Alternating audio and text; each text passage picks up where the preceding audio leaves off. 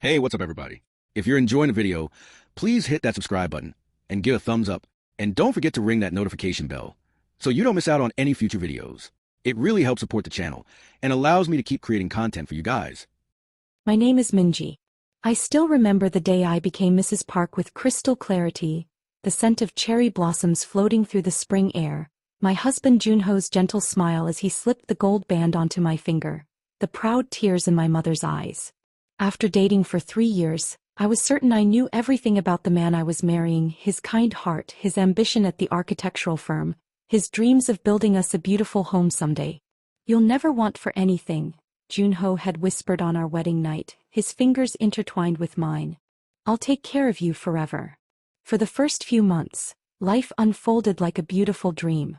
We moved into a modest apartment in Seoul, close enough to his parents that we could visit on weekends, but far enough to have our privacy. I'd left my job at the publishing company at Joon-ho's insistence. "My wife doesn't need to work," he'd said proudly. "I make more than enough for both of us." It wasn't until our 3rd month of marriage that I noticed something strange. The refrigerator was nearly empty and I needed to purchase groceries. I reached for the household account card Joon-ho had promised to set up, only to realize he'd never actually given it to me. "Joon-ho," I asked that evening as he loosened his tie, "did you forget to give me the household card? I need to buy groceries tomorrow." His smile didn't quite reach his eyes. I've been meaning to talk to you about that. My mother thinks it's better if I handle all the finances. Just tell me what you need and I'll get it for you." My stomach tightened inexplicably. "But how will I buy things when you're at work? You don't need to buy much, do you?" His voice remained light, but something in his tone made me shiver. "Just make a list and I'll take care of it on weekends." As I lay awake that night, listening to Joon-ho's steady breathing beside me, I tried to dismiss the unease creeping through my chest. It was nothing, I told myself. Just a different way of handling household finances. Yet somehow in that moment, our spacious apartment suddenly felt very small.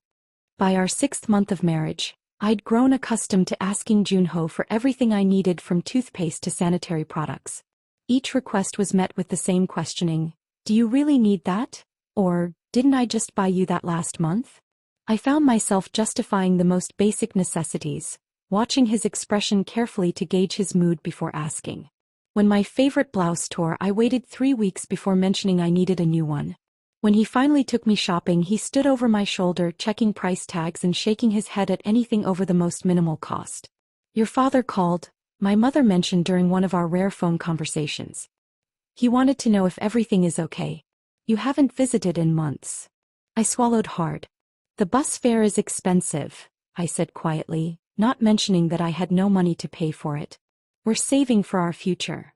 One evening, I found the courage to broach the subject again. "Joon-ho, I was thinking, maybe I could have a small allowance each month?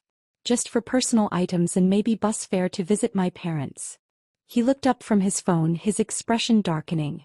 "You want an allowance? Like a child?" "Not like that," I said quickly. "Just so I don't have to bother you for every little thing." Joon-ho set his phone down carefully. "Minnie, do you know how hard I work to provide for us? My father never gave my mother an allowance and they've been happily married for 30 years. I understand, but—" "My mother warned me about this," he interrupted, his voice deceptively calm. "She said modern women always want independence, which is just code for spending their husband's hard-earned money without accountability." That weekend, Joon-ho's mother came to visit. As we prepared tea in the kitchen, she placed her hand over mine. "Joon-ho tells me you've been asking for money," she said, her voice dripping with disappointment. "A good wife trusts her husband with financial matters. My son works so hard for you, Mindy. I just wanted a small amount for—" "When I married his father, I came with nothing," she continued as if I hadn't spoken. "Not once in 30 years did I ask for money. If I needed something, I asked my husband. That's how a harmonious household functions." Later that night, I discovered Joon-ho had given his mother the key to our apartment. "She'll be checking in on you during the day," he explained casually, "to help you learn how to manage a household properly." His mother began appearing unannounced almost daily, inspecting the cleanliness of our home, criticizing my cooking and reporting everything back to Joon-ho. "You use too much oil in the kimchi jjigae," she'd scold. "My son works hard for that money you're wasting." Gradually my friends stopped calling. Every invitation I received was met with Joon-ho's disapproval. Either we couldn't afford it or he needed me at home. When my college roommate Seo-yeon invited me to her birthday dinner, Joon-ho insisted on driving me there and picking me up exactly 2 hours later. "Your friends are too extravagant," he said on the drive home. "You came back with ideas about spending money we don't have." "They were just talking about a weekend trip to Jeju Island," I said quietly. "I told them I couldn't go." "Good." His knuckles whitened on the steering wheel. "Because we need to be more careful with money now. I've been meaning to tell you, I'm putting more into investments. Things will be tight for a while." The next day I discovered he'd purchased a new luxury watch. When I mentioned it, his eyes flashed dangerously. "Are you monitoring my spending now? That's my hard-earned money, Mink. I work 60 hours a week while you stay home doing what exactly?" That night, I lay awake wondering where the gentleman I married had gone. Beside me, Joon-ho slept peacefully, his new watch glinting on the nightstand. 9 months into our marriage, I made a decision. With trembling hands, I called my old publishing company and asked if any positions were available. To my surprise, my former boss welcomed me back enthusiastically. I spent days rehearsing how to tell Joon-ho, convinced I could make him understand. "I've been offered my old job back," I said over dinner, trying to keep my voice steady. "The hours are flexible and the salary is even better than before." The silence that followed was deafening. Joon-ho set down his chopsticks with deliberate care. "You went behind my back to look for a job?" His voice was so quiet I had to strain to hear it. "After everything I've done for you?" "I thought it would help us," I said quickly. "More income for our future, for the home we want to build."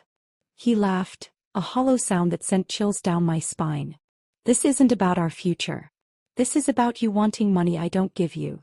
"That's not true," I whispered, though we both knew it was. "My wife doesn't need to work," he said flatly. "Call them tomorrow and decline." That night I waited until Joon-ho was asleep before slipping out of bed. In his wallet I found several credit cards I'd never seen before, and receipts for restaurants and hotels I'd never visited. One receipt, dated just 3 days earlier, was for a women's necklace worth more than I'd have asked for in 3 months of allowance. With shaking hands I checked his phone. There were messages from someone named Hannah. Intimate messages with photos of a young woman wearing the necklace from the receipt. My vision blurred as I scrolled through months of conversations, discovering Joon-ho had been seeing this woman since before our wedding. "What are you doing with my phone?" I hadn't heard him wake up. Joon-ho stood in the doorway, his expression unreadable in the dim light. "Who is Hannah?" My voice sounded strange to my own ears. "And why are you buying her expensive jewelry while I have to beg for bus fare to see my parents?" He crossed the room in 3 quick strides, snatching the phone from my hands. "You're going through my private things now? Is this what it's come to? Answer me." The force of my own voice surprised me. "You've been controlling every cent I spend while lavishing gifts on another woman?" "Don't be dramatic," he said coldly. "Hannah is a business associate. Do you take all your business associates to hotel rooms?" I was crying now, years of suppressed anger breaking through. "Do you buy them all gold necklaces while your wife wears the same clothes for a year?" His face hardened. "This is exactly why I don't give you money. You're hysterical, irrational. If you had money of your own, who knows what foolish things you'd spend it on. Like hotels with other women?" The words felt like acid on my tongue. The slap came so fast I didn't see it coming. The sting across my cheek silenced me instantly, shock replacing anger. "My mother warned me you were too independent," Joon-ho said, his voice eerily calm. "She said modern women can't be trusted with freedom. I should have listened sooner." I backed away, my hand pressed to my burning cheek. "Your mother knows, doesn't she? About Hannah." His silence was answer enough. "All those times she came to check on me, she wasn't teaching me to be a good wife. She was keeping me occupied while you were with her." "My mother understands a man's needs," he said simply. "Something you clearly don't." I laughed then, a broken sound. "And what about my needs, Joon-ho? To be treated with respect? To not be a prisoner in my own home? Don't be melodramatic. You have everything a woman could want: a roof over your head, food on your table." "Everything except dignity," I whispered. "Everything except the truth." He stepped closer, his voice softening dangerously. "Minji, you're tired. We'll talk about this in the morning." I'm sure you'll see things more clearly after you've slept. But I was already grabbing my coat, shaking so hard I could barely button it. Don't touch me, I said when he reached for my arm. Don't ever touch me again. Where do you think you're going? His voice rose as I headed for the door. You have nowhere to go. No money. No one who will take you in. I paused at the door, suddenly calm in the eye of the storm. That was the point, wasn't it? To make sure I could never leave. I spent that night on Seo-yun's couch, sobbing into her shoulder as I recounted the past 9 months. The next morning she lent me money for a bus ticket to my parents' home in Busan. Minji, my father whispered when he opened the door to find me standing there, the shadow of Joon-ho's handprint still visible on my cheek. What has he done to you? For 3 days I barely left my childhood bedroom, alternating between numbness and gut-wrenching sobs. On the 4th day my mother knocked gently on my door. He's here, she said, her voice tight with controlled anger. Your husband is downstairs. Joon-ho sat stiffly in our living room, a bouquet of roses in his hand, looking more like a stranger than the man I'd married. My father sat across from him, arms crossed, eyes never leaving Joon-ho's face. Minji, Joon-ho said, rising when I entered. I've been so worried. Please come home. This is her home, my father said firmly. Until she decides otherwise. Joon-ho's smile didn't falter. I understand you're upset, but every marriage has its difficulties. Minji and I just need to communicate better. He held out the flowers. I've set up that household account we talked about. The card is in your name. For a moment I almost laughed at the absurdity, that he thought flowers and a bank card could erase months of control and humiliation. Years of cultural expectations warred within me. The pressure to preserve the marriage, to save face, to be a dutiful wife. I've filed for divorce, I said instead, the words lifting a weight I hadn't realized I'd been carrying. The papers will be delivered to you tomorrow. His facade cracked. Divorce? You can't be serious. What will people say? What about my reputation at the firm? What about my reputation? I countered. The wife who wasn't trusted with enough money to visit her parents? The wife whose husband kept a mistress while she wore the same clothes for a year. I'll change, he promised, desperation edging into his voice. We can start fresh. I'll give you whatever you want. That's the problem, Joon-ho. It was never yours to give. A marriage is a partnership, not a power structure. As security guards my father had quietly escorted Joon-ho from our home, he called out one last threat. You'll regret this, Minji. You have nothing without me. Nothing. 2 weeks later I returned to my job at the publishing company. My first paycheck felt like freedom in my hands, not because of the amount but because it was mine. I rented a small studio apartment and began rebuilding my life piece by piece. The divorce proceedings were ugly. Joon-ho fought every step, his mother telling anyone who would listen that I was an ungrateful, money-hungry woman who had abandoned her son. Some distant relatives stopped speaking to my parents. Some friends chose sides. 6 months after I left, just as the divorce was being finalized, I received an unexpected visitor at the publishing house, Hannah, the woman from the photos, looking nothing like the confident beauty I'd imagined. He did the same to me, she said quietly, her eyes downcast. Controlled every aspect of my life, isolated me from friends. I was his girlfriend before you, then his mistress after you married. Now he's engaged to someone new and the cycle continues.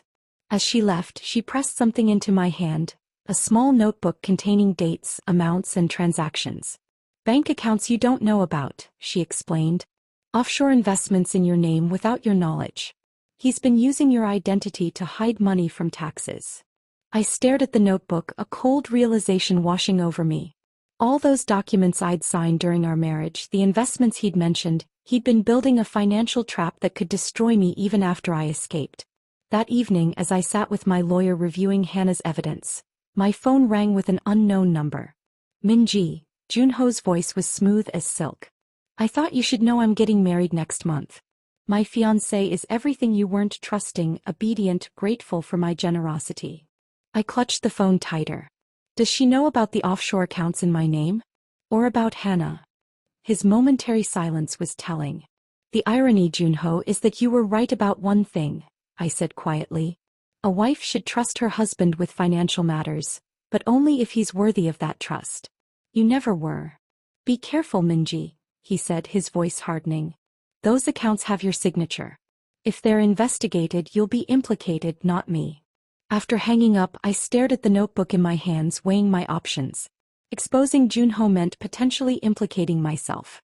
Staying silent meant allowing another woman to fall into the same trap I had escaped. The next morning, I walked into the Financial Crimes Unit of the Seoul Metropolitan Police with Hannah's notebook and my lawyer by my side. As I signed my statement, I thought about Joon-ho's new fiancée, a woman I'd never met but felt strangely connected to. I don't know if what I did was brave or foolish. The investigation is ongoing and my future remains uncertain.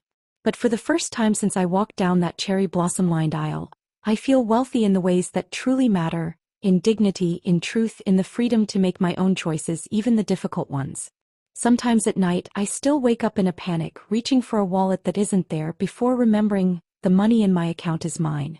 The life I'm building is mine. And no one can take that from me again.